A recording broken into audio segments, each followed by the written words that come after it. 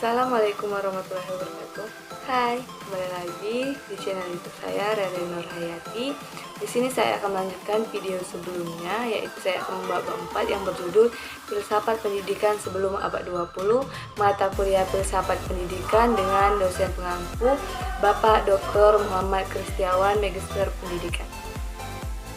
Latar belakang munculnya filsafat. Banyak yang bertanya-tanya mengapa filsafat muncul di Yunani dan tidak di daerah yang berperadaban lain seperti Israel atau Mesir. Jawabannya sangat sederhana, kawan-kawan. Di Yunani, tidak seperti di daerah lainnya, tidak ada kasta pendeta, sehingga secara intelektual orang lebih bebas. Di dalam perkembangannya, filsafat Yunani sempat mengalami masa pasang surut, ketika peradaban Eropa harus berhadapan dengan otoritas gereja dan Imperium Romawi yang tidak tegas terhadap keberadaan filsafat, di mana dianggap mengancam kedudukannya sebagai penguasa ketika itu. Filsafat Yunani kembali muncul pada masa kejayaan dinasti Abbasiyah sekitar awal abad 9 Masehi.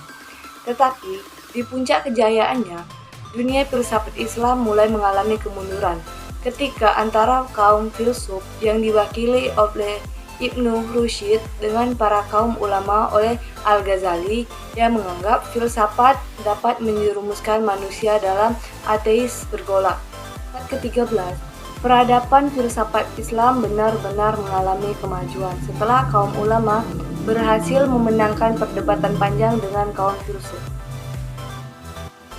Lalu, bagaimana filsafat pendidikan sebelum abad 20? Yang pertama, perkembangan filsafat umum terbagi menjadi 4, yaitu yang pertama filsafat Yunani yang merupakan filsafat tertua, yang kedua filsafat Hindu, yang ketiga filsafat Islam, dan yang keempat filsafat Eropa. Yang kedua, perkembangan filsafat pendidikan. Filsafat pendidikan adalah pelaksanaan pandangan falsafah dan kaidah falsafah dalam bidang pendidikan yang mencerminkan satu segi dari segi pelaksanaan falsafah umum dan menitik beratkan kepada pelaksanaan prinsip-prinsip dan kepercayaan-kepercayaan yang menjadi dasar falsafah umum dalam menyelesaikan masalah-masalah pendidikan secara praktis. Metodologi ilmu pendidikan sebelum abad 20. Sejak filsafat ikut menentukan kebijakan dalam pendidikan sampai akhir abad 19, paling kurang ada 3 tonggak utama yang dapat dikenali, yaitu tonggak pertama adalah Aristoteles. Metodologi ilmu dibangun oleh 2 pola pikir, yaitu deduksi dan induksi. Deduksi adalah pola pikir yang bertolak dari yang umum ke khusus, sedangkan induksi adalah pola pikir kebalikan dari deduksi. Yang kedua, Francis Bacon. Francis Bacon berkeinginan untuk membangun kembali ilmu yang baru dan menetapkan konsep-konsep tentang ilmu dari Aristoteles.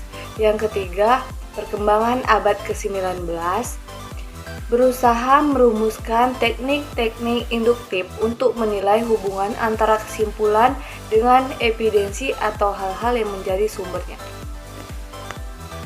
Mazhab-mazhab filsafat pendidikan.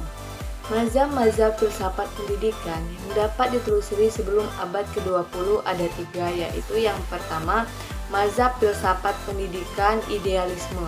Filsafat pendidikan idealisme memandang realitas akhirat adalah roh, bukan materi dan bukan fisik.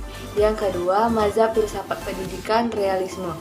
Menurut filsafat realisme, hakikat realisme terdiri atas dunia fisik dan dunia rohani. Yang ketiga, mazhab filsafat pendidikan materialisme. Filsafat pendidikan materialisme adalah materi, bukan roh, bukan spiritual atau supernatural.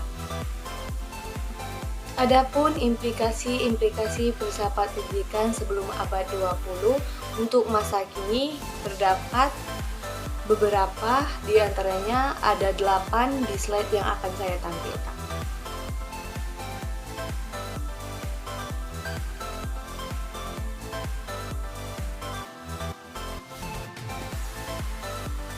Pada video kali ini yang berjudul Filsafat Pendidikan Sebelum Abad 20. Semoga ilmunya bermanfaat. Assalamualaikum warahmatullahi wabarakatuh.